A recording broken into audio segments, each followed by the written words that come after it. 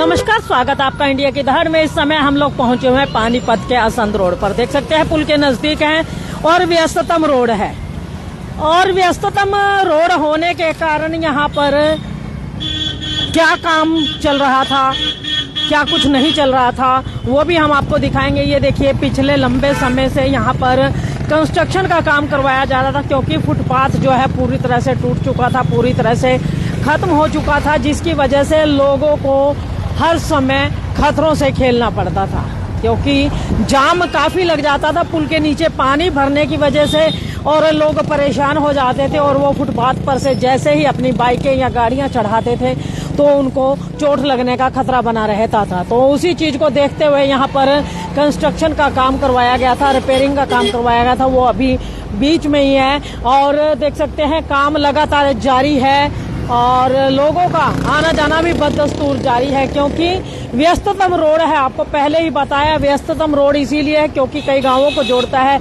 लेकिन काम जो किया जा रहा है, ये देख सकते हैं, कंस्ट्रक्शन का काम जरूर किया जा रहा है, लेकिन यहाँ पर जो बॉन्डिंग की जा रही है, देखिए इस के ये जो सरिये लगे हुए हैं, इसके अंदर सीमेंटेड मटेरियल डाल करके इसको फिक्स्ड किया जाएगा। जैसे परली साइड में है इस तरीके काम किया जाना है, लेकिन इसको फिक्स्ड करने के लिए जो ये बाउंडिंग की जा रही है, जो कहते हैं एक काम को किया जा रहा है, वो देख सकते हैं इसके जो सरिये हैं मोटे मोटे बाहर निकले हुए हैं और ये लोगों के लिए खतरनाक हो सकते हैं। क्यों खतरनाक हो सकते हैं? क्योंकि अगर कोई गाड़ी अनबैलेंस्ड होकर के इनके साथ टकराती है, इनके ऊपर गिर जाती है, तो परेशानी काफी हो सकती है। तो एक शख्स हमारे साथ है, हाथों में कागजों का पुलिंदा लेकर के खड़े हैं। भाई साहब, हाथों में कागज लिए हुए और पुल के ऊपर खड़े हुए हो, क्या है ये कागज?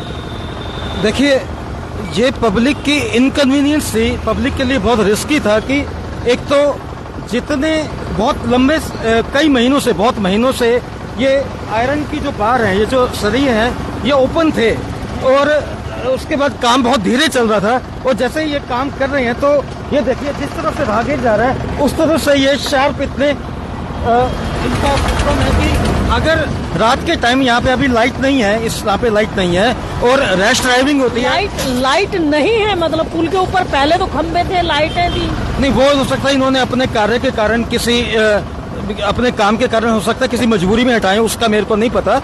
लेकिन जो इनकी ये कार्यशैली है, ये मुझे बिल्कुल उचित नहीं लगी। आप देख रहे हैं कि ये तीखे हैं, मतलब तीखे ये बाहर की तरफ आए हुए हैं, जिस तरफ राहगीर जाते हैं। तो अगर रात में रैश ड्राइविंग होती है, नेग्लिजेंट ड्राइविंग होती है, अगर कोई व्हीकल कोई तेज व्हीकल आ रहा है, कोई साइड अगर होता है, इम्बैलेंस हो जाता है, तो बहुत उसके लिए रिस्की है, गंभीर चोट आ सकती है। एक बार कुछ अनहोनी सी हुई भी थी, छोटा सा एक्सीडेंट हुआ भी था। तो मैंने, जैसे हमारे माननीय डीसी साहब श्री वीरेंद्र दाहिया जी, माननीय वीरेंद्र कुमार दाहिया जी, जैसे कि जमीनी हकीकत से जुड़ते हैं, पब्लिक की यूटिलिटीज में सुधार है, वो कार्यरत रहते हैं, उनका प्रयास रहता है। तो इसीलिए मैंने सीएम विंडो के थ्रू उनको ये काइंड रिक्वेस्ट की कि इस चीज की और संज्ञान लिया जाए कि ये रिस्की तरीका है कंस्ट्रक्शन का। और ये सारा मैंने उनको मैटर रखा। तो मैं उनका थैंकफुल हूँ, मैं उनका आभारी हूँ कि उन्होंने एकदम संज्ञान लिया और विभाग को उन्होंने इंस्ट्रक्शन दिए कि इस काम को जल्दी किया जाए। तो उनकी बात का संज्ञान लेते हुए ये काम अब मैंने 29/3/2024 को ये कंप्लेंट दी थी। उसके बाद काम में एकदम तेजी आई है और काम जो पहले महीनों तक रुका हुआ था, इस साइड अब वो पूरा हो चुका है, कंप्लीट वहां से वहां तक हो चुका है। और जल्दी ये काम को खींचते हुए अब वहां से यहाँ तक के लिए आए। जी, बीच में टोकना चाहूंगी। आप ये कह रहे हैं कि उन्होंने संज्ञान लिया, लेकिन ये जो देखिए सरिये हैं, काफी नोकीले हैं और सड़क की तरफ ही बाहर निकले हुए हैं। अगर संज्ञान लिया तो ये इस चीज का संज्ञान क्यों नहीं लिया उन्होंने कि इन नुकीले सरियों को सड़क की साइड ना करके दूसरी साइड में कर देना चाहिए, ताकि लोगों को इस तरह की परेशानी ना हो? देखिए, इस चीज में मैं जो विभाग के जो अधिकारी हैं, जैसे अब ये गया मैटर, जैसे कि ये पोर्टल पे दिखा रहा है, ये गया एक्सीएन। एक मिनट पीडब्ल्यूडी के एक्सीएन या को जो भी कंसर्न विभाग के एक्सीएन श्री प्रदीप कल्याण एग्जीक्यूटिव इंजीनियर, अब जैसे उनके पास गया है तो मैं इसमें यही कहूंगा कि जो विभाग के अधिकारियों ने जो अंधेरगर्दी मचा के रखी हुई है, अव्यवस्था, मतलब जो अपनी जिम्मेवारी तार कर देते हैं, जो अपनी जिम्मेवारी को बिल्कुल नहीं समझते। प्रशासन की इच्छा है कि जो ये पब्लिक की यूटिलिटी के कार्य उनमें सुधार है। माननीय डीसी साहब को मैंने कई बार देखा है कि वो ग्राउंड लेवल पे जाके सुधार लाते हैं, इंस्ट्रक्शन देते हैं, या माननीय जो हमारे एमएलए हैं श्री प्रमोद विज जी, वो भी ग्राउंड लेवल पे आते हैं, अधिकारियों को बुला के इंस्ट्रक्शन देते हैं। लेकिन ये अधिकारी, विभागीय अधिकारी इतने अव्यवस्थित हैं, इतने नेग्लिजेंट हैं, उनका काम करने का तरीका इतना गैर जिम्मेवार है। और साथ में ठेकेदार भी जो कानून और व्यवस्था को कुछ नहीं मानते, सिर्फ अव्यवस्था को से काम करते, तो उनकी कार्यशैली बिल्कुल ही पब्लिक के, मतलब पब्लिक के हित के या पब्लिक कन्वीनियंस के बिल्कुल अगेंस्ट है।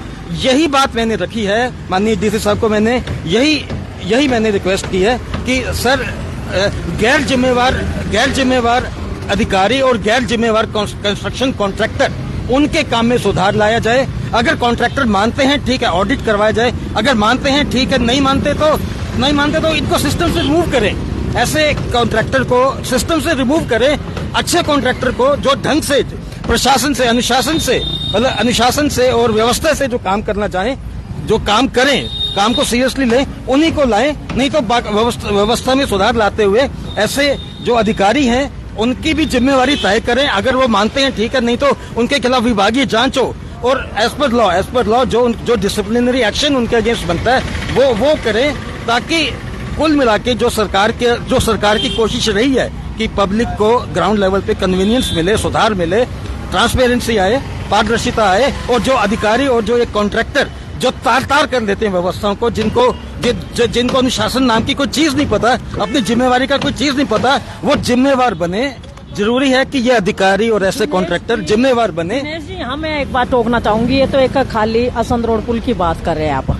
शहर में जहां भी जाइए कहते हैं कि सुनने में आता है ठेकेदार आते जरूर हैं, या तो गलियां उखाड़ कर ही चले जाते हैं, या फिर काम करते हैं तो आधा अधूरा करते हैं। और सुनने में ये आता है कि ये जितने भी ठेके दिए जाते हैं नेताओं के रिश्तेदारों को दिए जाते हैं। तो जब तक नेताओं के रिश्तेदारों को ठेके दिए जाएंगे तो किस तरह व्यवस्था जो है सुधार आ पाएगा? मेरा ये पर्सनल मानना है कि जो हमारे यहाँ पे माननीय विधायक श्री प्रमोद विज जी हैं, वो बार बार उन्होंने व्यवस्था में सुधार लाने की कोशिश की है, जुझारू रूप से की है। लेकिन जैसे उन्होंने खुद एक बार कही थी कि स्ट्रिक्ट होना पड़ेगा, जरूर स्ट्रिक्टनेस लेके आए, अपने कार्य में स्ट्रिक्टनेस लेके आए। जो उनकी अपनी पॉलिसी को, जो ये अधिकारी, जो ये कॉन्ट्रैक्टर उनकी पॉलिसी को इम्प्लीमेंट नहीं होने देते, जो अवरुद्ध बनते हैं, उनके खिलाफ सख्त हो जाएं, सख्ती से कार्य करें, ताकि पब्लिक को भी लगे कि जो सरकार या जो प्रशासन असल में धरातल पे अनुशासन लाना चाहता है। जी, आपकी बातों से ये नहीं लगता है कि जो प्रमोद जी कहते हैं कि सख्त होना चाहिए, लेकिन होते नहीं है, इसीलिए लागर्जी करते हैं अधिकारीगण? अगर वो सख्त हो जाएं तो उनकी क्या मजाल, काम ना हो? सख्ती वो दिखाते हैं, लेकिन कैसी ये सख्ती है कि सख्ती दिखाते हैं लेकिन काम कुछ धरातल पे दिखाई नहीं देता? वो इसीलिए क्योंकि अधिकारी इतने अनुशासनहीन हो चुके हैं। अधिकारी और कॉन्ट्रैक्टर्स का सिस्टम बहुत दशकों से इतना अनअकाउंटेबल है, उनका उत्तरदायित्व नहीं है, उनकी कार्यशैली इतनी इनडिसिप्लिन्ड हो चुकी है कि उनका मतलब सुधार इतना कहने के बावजूद भी वो सुधरते नहीं है। तो फिर बात यही है कि और ज्यादा स्ट्रिक्टनेस की और कंटिन्यूसली मॉनिटरिंग की जरूरत है, ताकि ये अधिकारी और ये कॉन्ट्रैक्टर का जो ये करप्ट सिस्टम है, इसमें सुधार लाया जाए। तो दिनेश जी, आपको नहीं लगता है ये जो करप्ट अधिकारी हैं, अनुशासनहीनता दिखाते हैं, ये सख्त होते हैं लेकिन फिर इनकी नहीं मानते, तो कहीं ना कहीं सरकार जिम्मेदार है, यहाँ के स्थानीय नेता जिम्मेदार हैं? क्योंकि अगर वो ईमानदारी से काम करें तो ऐसा नहीं है सत्तारूढ़ पार्टी है, क्या सत्तारूढ़ पार्टी की नहीं चलती तो क्या विपक्ष की चलेगी क्या? फिर मैं वही कहूंगा कि सरकार का हमारे प्रशासन का कोशिश रहती है मैं बात अधिकारियों पे लेके आऊंगा कि उनकी अव्यवस्था, उनकी अनुशासनहीनता इस हद तक गहरी हो चुकी है, इतनी ठोस हो चुकी है, उनके खून में इतनी ज्यादा आ चुकी है कि आप समझ सकते हैं कि इसको भी उनको सुधारने के लिए भी लंबा समय चाहिए। जो हमारी सरकार, हमारे इलेक्टेड रिप्रेजेंटेटिव माननीय विधायक जी प्रयासरत रहे हैं, मेरा ये मानना है कि प्रयासरत रहे हैं, जरूर रहे हैं, प्रशासन भी, माननीय डीसी साहब भी प्रयासरत रहे हैं, लेकिन अधिकारी की अनुशासनहीनता इतनी गहरी और उनके खून में इस हद तक जा चुकी है कि लंबा टाइम भी लगेगा। और हाँ, स्ट्रिक्टनेस की जरूरत है। जी, एक असंध रोड को लेकर के एक छोटा सा सवाल। जब ये असंध रोड नया बनाने की कवायद शुरू हुई थी, इस रोड को कहते हैं कि बुलडोजर ला के, क्रेन ला के खोदा गया था, लेकिन नई बनी है, हर चौथे दिन कोई ना कोई खड्डा मिलता है, तो इसमें किसका फॉल्ट मानते हैं? नहीं, मैं बार बार कहूंगा कि इसमें जो करप्ट अधिकारियों का, गैर जिम्मेवार विभागीय अधिकारियों का, पीडब्ल्यूडी का, जिसमें या म्युनिसिपल कॉर्पोरेशन के जो मेरे पास तो शब्द ही नहीं है, उनकी अनुशासनहीनता का, उनकी अव्यवस्था का, जिन्होंने अपनी जिम्मेवारी को तार किया हुआ है, दशकों से या सालों से तार किया हुआ है, उनकी जिम्मेवारी का, गैर जिम्मेवारी का मेरे पास शब्द ही नहीं है। और यही सिस्टम आपस में साठगांठ जो अफसरों की है और जो कॉन्ट्रैक्टर्स की है, इनकी साठगांठ, जो ये प्रशासन को भी ठेंगा दिखाते हैं, सरकार की व्यवस्थाओं को भी जो ठेंगा दिखाते हैं। हाँ, स्ट्रिक्टनेस होनी चाहिए, बिल्कुल स्ट्रिक्टनेस होनी चाहिए, ऑडिट होने चाहिए, डिपार्टमेंटल इंक्वायरी होनी चाहिए, इम्पार्शियल, बिल्कुल निष्पक्ष डिपार्टमेंटल इंक्वायरी होनी चाहिए, जिम्मेवारी तय करके जो उनके खिलाफ जो विभागीय कार्यवाही बनती है वो करनी चाहिए और जरूर करनी चाहिए, और पूरी स्ट्रिक्टनेस से, पूरी सख्ती से करनी चाहिए। सरकार ठीक है, प्रशासन ठीक है, ये चीज ठीक होने से अपने आप ही व्यवस्थाएं भी ठीक हो जाएंगी, मेरा ये मानना है। तो देखिए, ये हमारे साथ दिनेश रेवड़ी, एक स्थानीय निवासी हैं पानीपत के, और उनका कहना है कि विभाग को अपना काम अच्छे से करना चाहिए, स्ट्रिक्टनेस विभाग पर होनी चाहिए। इनका कहना है कि शहरी विधायक ईमानदार, लेकिन फिर भी पानीपत का प्रशासन इनके कहते हैं हुक्म से बाहर। जी हाँ, इनके अंडर से बाहर है, वो इनकी नहीं मानता है, इनके स्ट्रिक्टनेस को नहीं समझता है। अगर प्रशासनिक अधिकारी इनकी स्ट्रिक्टनेस को समझते होते, इनकी स्ट्रिक्टनेस को सही तरीके से लेते, तो शायद ये पुल जो है, इसका रिपेयरिंग का काम है, ये काफी लंबे समय पहले हो चुका होता।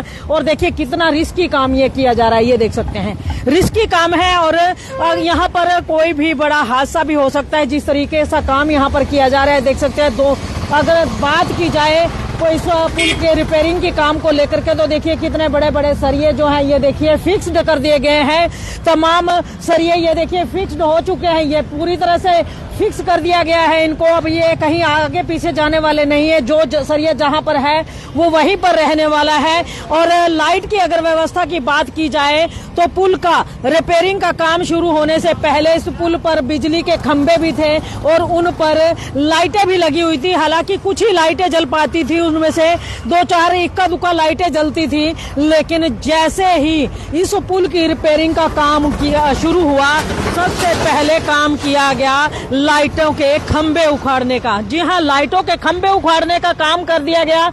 उसके बाद यहाँ पर रात के अंधेरे में लोगों को वैसे ही परेशानी होती है, और फिर ज्यादातर काम जो है इस पुल की कंस्ट्रक्शन का वो रात में हुआ है। रात को यहाँ पर इमरजेंसी लाइटें जला करके या फिर यहाँ पर कहते हैं कि जनरेटर चला करके उसकी लाइट की रोशनी से यहाँ पर काम किया जाता था, जिसके चलते लोगों को काफी परेशानी आती थी। और अब ये देखिए मौत के साए में चलते हैं लोग यहाँ पर अक्सर। और सरिये देखिए इसी तरीके से पिछले लंबे समय से, जब से इस पुल का निर्माण कार्य शुरू हुआ है, इसी तरह लोग ये सरिये नुमा काल का जो है सामना डेली करते हुए यहाँ से निकलते हैं। और बात की जाए, पुल की बात की जाए, तो लोगों ने ये अपील की थी कि कंस्ट्रक्शन का काम शुरू हुआ है तो फुटपाथ को कम करके सड़क के जो चौड़ाई है उसको बढ़ा दी जाए। जी हाँ, ताकि आने जाने वालों को सुविधा मिल सके।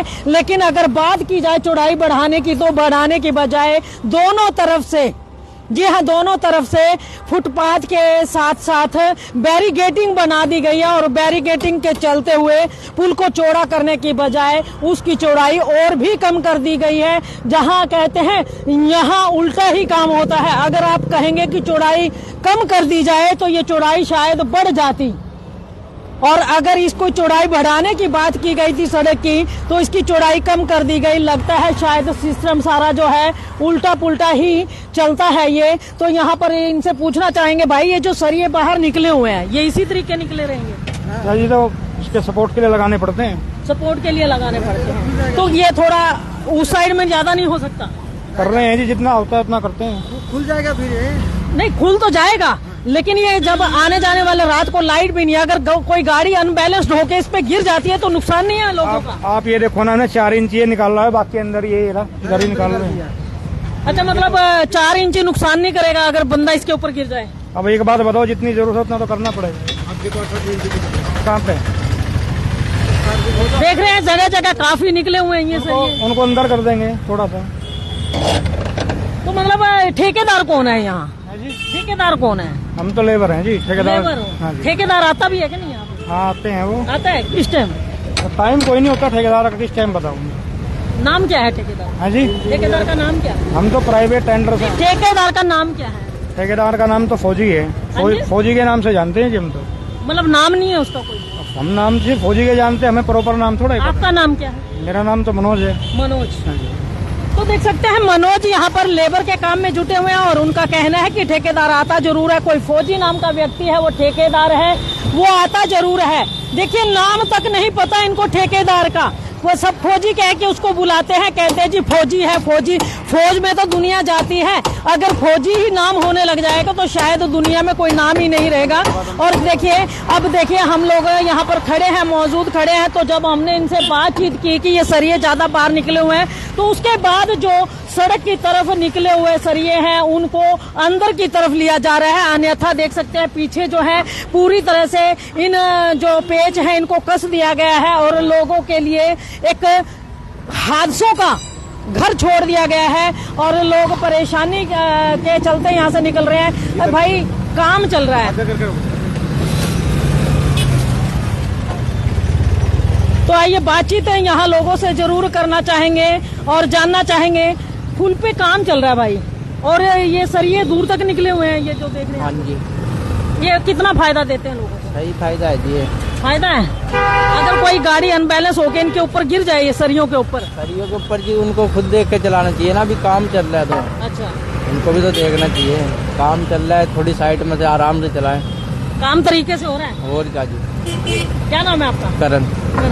तो देख सकते हैं इनका कहना है कि इंसान को खुद देख करके चलाना चाहिए। अगर अनबैलेंस्ड होती है तो उसमें इन भाई का कहना है कि लोगों का ही गलती है, और सही भी कह रहे हैं, लोगों की तो गलती है। वो अपना घर बार छोड़कर सड़क पर आते ही क्यों हैं? उन्हें सड़क पर आना ही नहीं चाहिए, क्योंकि जब तक कंस्ट्रक्शन का काम चल रहा है तब तक किसी और रास्ते का इस्तेमाल कर लेना चाहिए, यही कहना चाहते हैं। और हालात आप देख सकते हैं, दूर तक जहां तक आपकी नजर जाएगी ये सरिये आपको बाहर निकले हुए ही नजर आएंगे। और इसी चीज को लेकर के दिनेश रेवड़ी ने एक शिकायत डीसी महोदया तक पहुंचाई थी सीएम विंडो के जरिए, और उसी पर संज्ञान जरूर लिया गया।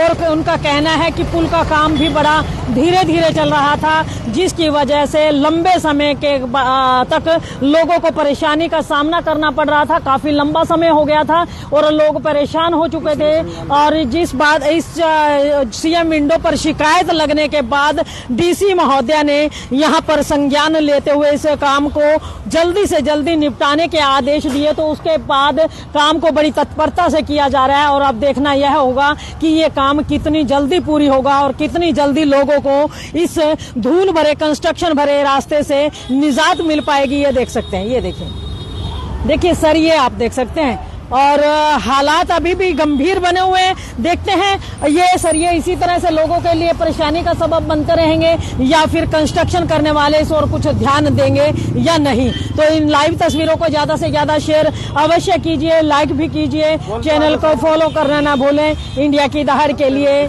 रमा देवी, नमस्कार जी। तो देख सकते हैं, ये देखिए देख सकते हैं किस तरीके लोगों को परेशानी आने जाने में हो रही है, लोग किस तरीके यहाँ से गुजर रहे हैं, क्योंकि एक तरफ कंस्ट्रक्शन चल रही है। तो जी भाई जी, आपसे जानना चाहेंगे, कंस्ट्रक्शन का काम चल रहा है, कितने समय से चल रहा है?